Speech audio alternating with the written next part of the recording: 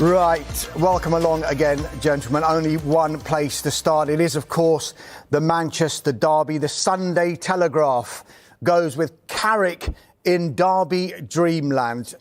John, I just want to take a quote from inside the Sunday Telegraph. James Ducker, who was at Old Trafford for the 2-0 victory for United, said, Michael Carrick went to bed on Friday night dreaming of a Manchester United victory, but even he admitted he could not have imagined it shaping up the way that it did. It was an incredible performance from United, John. Was this more than simply the new manager bounce for you?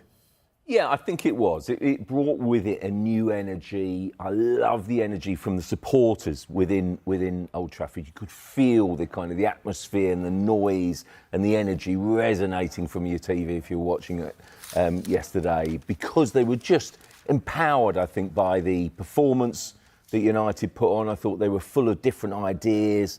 Yes, there's a freshness about Carrick, and also his coaching staff, Steve Holland, who I think was a really inspired choice as his coach.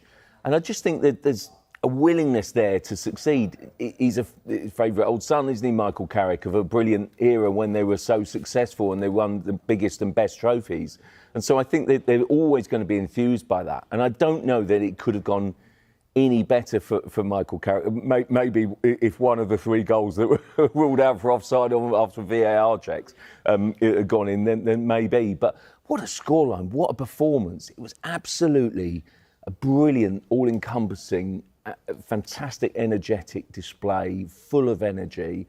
It did make me laugh, and COCOM's Gary Neville was sort of saying, let's not get carried away, let's not get giddy. Well, let's get giddy, because it was brilliant. He's right. He's right, of course. They're basically saying that, let's not carry it away. You can't give him the job. I know it was a sort of a big discussion point in the studio, wasn't it? But I just thought, yeah, let's enjoy the moment. And that's what United fans, I think, feasted on. They haven't had much to shout about. Every big decision, every big call, like, for example, Dorgu, who's been great lately, in fairness to him, but Dorgu rather than Cunha, for example, Amorim would get killed for that, but it came off for Carrick. And that's the difference. And that's what a new energy, a new belief, and something new for the players to feast on. And to a man, I must say, the United team was absolutely magnificent. The Carrick for the permanent job wasn't just discussed in the studio. I know people are kind of chuckling, Jack, but if I can just direct you to Martin Samuel's piece in the Sunday Times. He says, to carry on like this, and why can't it be Carrick who takes Manchester United forward long term? Not just until the end of the season, but beyond. If Carrick returns the club to the Champions League, and they were top 4 when the final whistle blew, of course, Liverpool's draw took them above them again, and he continues extracting performances like this, why shouldn't he be given a significant opportunity? So Carrick did change something about the place. He harnessed its energy, harnessed his history, harnessed how the club once faced the world, and that has to mean something. Unless they are all just wasting this man's time, it should count for rather a lot. Can he make a big case to take this job on a full-time basis? I think he's already made a big case. I think that yesterday was probably United's best performance, probably their best performance for years, probably their best result since they beat Manchester City in the 2024 FA Cup final. To really wipe the floor with City like they did, I don't think 2-0 really does them any justice, given the disallowed goals, given the other chances they missed, the times they hit the woodwork. It was such an impressive performance, and one that will really resonate with the expectations that Manchester United fans have. I think that if they can come anywhere close to replicating that over the final, the final section of this Premier League season, and they can finish well and maybe finish in the Champions League places, I think that it would make perfect sense to give him the job. I don't think fans would necessarily want to go back to the drawing board, getting in another, high-profile manager, probably from a different league, who might have a very good CV, but doesn't have that same connection, that same understanding of the club that Carrick clearly has. The difficult thing, I think, is if they're going to... It depends whether they want to go for that big-ticket manager, doesn't it? If they're going to go for a Tuchel, someone of that ilk, maybe wait until after the World Cup, that's a bit different. If they're going to go and pick a manager from overseas that's done well, or a Fabian Hertz, not him specifically, but someone like that, you may as well stick with Carrick as long as he has the strong end to the season, I think. Because if you're going to go and get someone that is on the up and you want to develop, why not take the man you've already got there? But the other side of it is that we've had a week, 10 days since Amorim was sacked of, well, even longer than that, of, you know, the club's a mess behind the scenes. Do these people know what they're doing? Jason Wilcox, Omar Barada, can they be trusted to run the club properly? One win, great day, great win. You know, like Crossy said, live in the moment and enjoy that day. Does that change everything behind the scenes? Does that fix all the problems that are there? Can Carrick deal with that going forward? That's the bigger thing. The bigger picture is that a lot of resetting still needs to be done at Old Trafford. Just picking up on that, Jack, Rory Smith in The Observer says Manchester United know more than most that things that are bad for you are sometimes the things that make you feel good.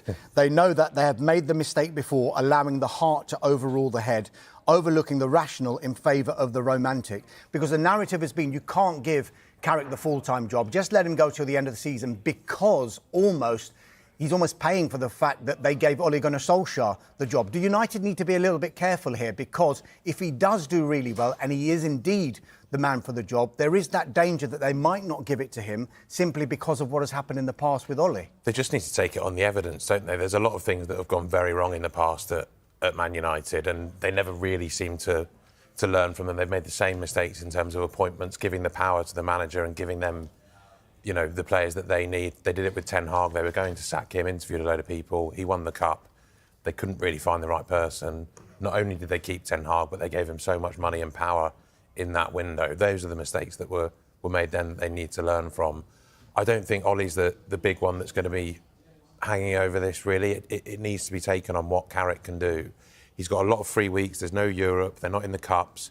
He's got plenty of time to work with this squad. If the players buy into it and he can show some performances like yesterday, nothing's going to hit the peak of yesterday, really, unless they go to Arsenal and blow the doors off them away from home, which no one's really expecting.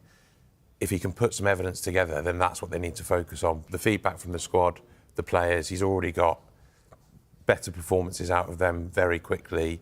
And like John said, Steve Holland's a fantastic appointment as well. If you can get a coaching staff that this squad believe in and the fans can connect with, that's what they need to base their decision off. I think it's really important that Manchester United don't learn the wrong lessons from the appointment of Solskjaer. You know, Solskjaer did pretty well. Like, they came second under Solskjaer, they reached cup finals, they reached semi-finals. And Solskjaer had a way of playing which I think connected really well with the players they had and with the fans. The problem that Solskjaer had was they bought him Cristiano Ronaldo in 2021, which completely destroyed his ability to play the sort of football that he wanted to play, the sort of football that he was actually really good at coaching the team to do. And it's very easy now for people to say, oh, they should never have appointed Solskjaer in the first place. They were actually doing fine under Solskjaer until they bought Ronaldo. So I think that's the lesson that they have to take if they're thinking about Michael Carrick. It's not necessarily wrong to give the job to a Manchester United club legend rather than a big ticket manager who's won lots of stuff in other countries. The issue is if you're going to give the job to a club legend under those circumstances, you have to allow him to play the football. You can't go and impose bad signings like Ronaldo on him. I would love to see Michael Carrick get the job, but I think it would be, as we sit here now, it would be completely the wrong choice. I think we would go into this cycle again, this perpetuating ridiculous soap opera that is Manchester United, of going on the basis of 15 games.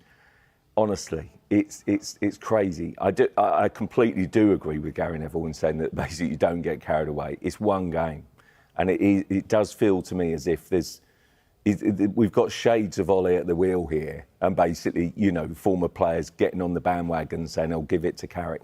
Listen, he might convince quite a few people differently over the next few months, and all of a sudden, listen, as I say, I do think that bringing in Holland was a masterstroke, because you've got absolute gravitas in a stellar coaching appointment. So we're not talking just someone here then without too much backing up or too much experience, should I say. But honestly, I just feel that doing it would be, as I say, he might change our opinions. He might go and get an incredible energy, which would be undeniable. But I honestly, I would take some convincing on that. Because if you then compare, say, for example, Thomas Tuchel, who I think is the outstanding choice, the outstanding candidate. I get it's terrible timing because of England and the World Cup. But when you have a manager like that, who wins Champions Leagues, is all-encompassing, would bring an energy, would bring a style. Yes, he would bring a performance level that United fans and brand of football that United fans would buy into. I'm sorry, but you are talking about two totally different aspects there. Total respect for Carrick. I think he's done really well, learned his trade, is improving all the time. Shrewd appointment in Holland, but compare that to Thomas Tuchel, I'm sorry, but they just don't compare. United aspire to be the biggest club in the world. I applaud Barcelona for giving us Pep Guardiola, the best manager of his generation, where he was effectively reserve team manager, and just look how that's gone. So there's a big case for that. Please don't get me wrong. But at this point in time, there's so much behind the scenes at United that you need a massively strong figurehead, an experienced figurehead, to bring them back. They are a very capable squad, as we saw yesterday, of pushing on. They should be nowhere near mid-table. They should be pushing on. And I think that going down the romantic former player route is a mistake that they've made before. To do it again would be wrong. But Crossy, it's worked for Arsenal and Arteta, right? How different is Carrick's experience level from Arteta's experience level when he took the Arsenal job in 2019? Well, I think that Man United, every club is different, and I think that Man United, with great respect, I think then that basically is a different level of club expectation, fan base, and I just think, you are talking about two different things, talking about two different scenarios and two different, Arteta's done an incredible job, but I do feel as if United need, bearing in mind almost the decade that they've had, that's why I think that basically they need a massive figurehead to do it. Is that where, though, you get the one benefit of, I don't want to go down the knows the club DNA, all that. There's a bit of that gets the fans cheerier, but doesn't really mean too much. The one aspect where it could help is that you always see anyone goes into Man United, thinks they understand how big it is, and then someone coughs and it gets on the back page of a paper and they don't really, they're blown away by where that comes from. Does he at least have the understanding of dealing with, well, maybe not dealing with, but experiencing, living day to day, a club of that size, which is unique in this country? Is that the one area that it could help him? Yeah, possibly. But I think you'd go down the Carrick route and it would work well. And listen, I backed him at the start of the season, basically finishing the Champions League places. Yeah. I'll slip that in, Dominic. So listen, we are talking about a squad that's underperforming massively up until now. We saw a glimpse yesterday of what they can achieve. And I thought that it was brilliant that Carrick, as James Ducker sort of rightly points out, harnessed all elements of it. And it was fabulous to see. Maybe it will work. Maybe he'll push them on, and maybe it will do for the rest of the season. Maybe next. But I just feel as if, come on, it's behave like a big club. Yeah. Just on that, we'll come to City in just a moment. Just one final point on this: are United going to be facing a potential dilemma here, Jack? Because they are clearly going to be doing due diligence on a permanent manager, because they've already stated Carrick is in charge until the end of the season. So while they're doing that and while they're sorting out a deal for a permanent manager, what happens if Michael Carrick exceeds all expectations at Manchester United?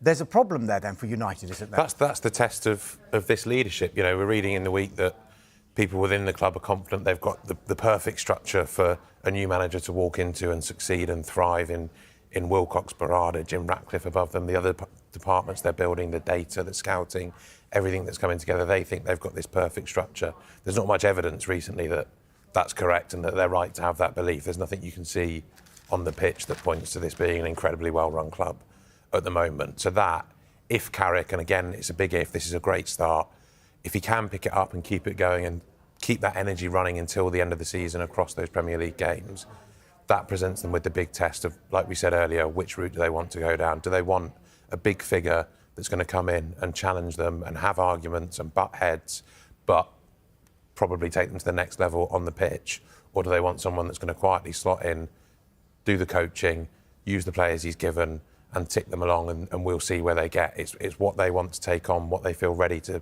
whether they feel ready to be challenged enough by a manager that's seen almost everything in the game and knows what he needs to take a big club in the right direction. That's the biggest task they're going to face at the end of this. Manchester United suddenly looks sharper, calmer, and more confident, and Michael Carrick's influence is impossible to ignore. Flush-face fire. From improved structure in midfield to quicker ball movement and clearer roles, the Red Devils are showing signs of a team that finally understands what it wants to do on the pitch. Fans are already calling it the Carrick effect, with Old Trafford buzzing again after a difficult period under Ruben Amorim. But is this transformation sustainable, or just a short-term bounce? Thinking face Carrick's tactical tweaks, man management, and trust in youth have brought renewed belief and intensity, raising big questions about what went wrong before. As results improve and confidence grows, one thing is clear: Manchester United look reborn, and the post-Amorim era may be the fresh start the club desperately needed.